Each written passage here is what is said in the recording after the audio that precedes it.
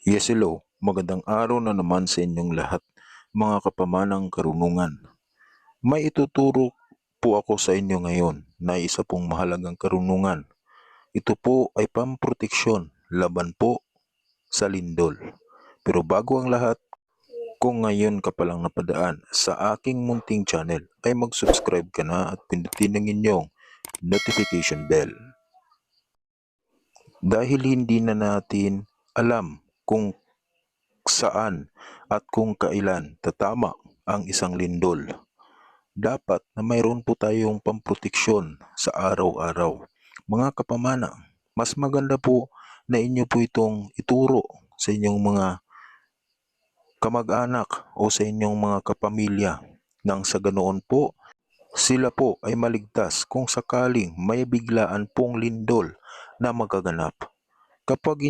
Kanila po itong inuusal sa umaga bago po sila umalis ng kanilang bahay, ay sigurado po kahit saan mang lugar sila aabutan ng lindol, ay magkakaroon po sila o mayroon po silang proteksyon laban po dito. Sila po ay iiwas sa kapahamakan at pagkasawi dulot po ng lindol. O maaari din po na inyo itong isulat sa papel.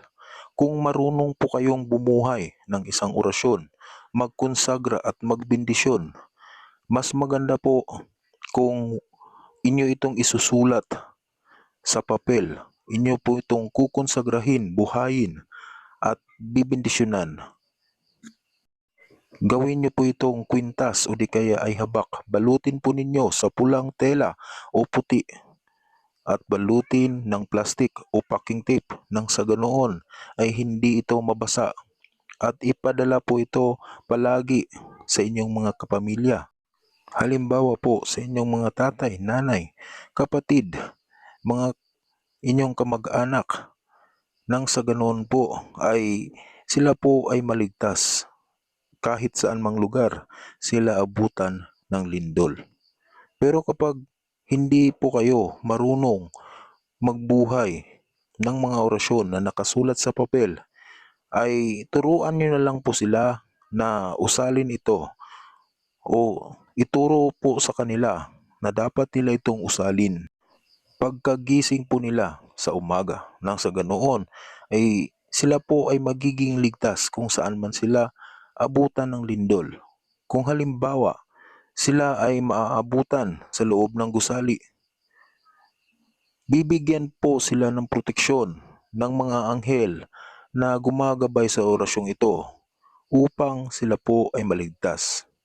Dahil sa panahon ngayon, mga kapamana, kailangan natin ng ganitong klasing proteksyon nang sa ganoon ay magiging ligtas tayo at ating mga kapamilya sa tiyak na kapahamakan dulot po ng lindol.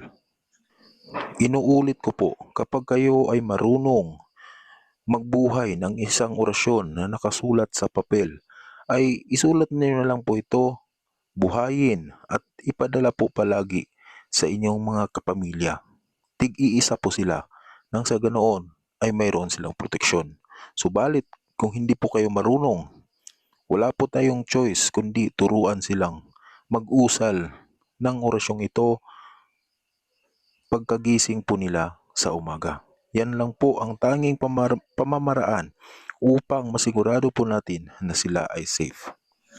Tandaan po mga kapatid na baliwala po ang orasyong ito kapag inyo po itong isusulat sa papel at hindi po ninyo kayang buhayin.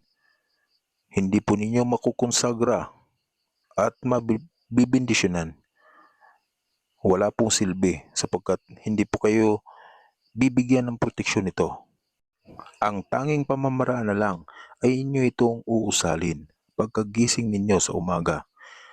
Ganito po ang inyong gagawin. Magdasal po muna kayo ng isang Ama namin at isang sumasampalataya. Pagkatapos isunod ang orasyong ito ng 3 ulit at hipan ang inyong sarili. Ito po ang orasyon na aking tinutukoy, mga kapamana. Irisemes, tasim, nose, paret, oper, pactum, dominum, diom. Amen. Yan po ang orasyon na inyong babanggitin ng 3 ulit mga kapamana. At hipan po ang inyong sarili upang maligtas po kayo sa lindol.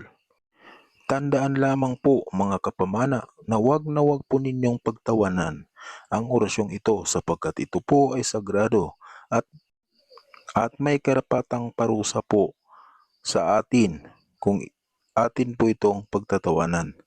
Sana po ay nakatulong po sa inyo ang aking karunungan ngayon mga kapamana. Paki-share at paki-like po ng video.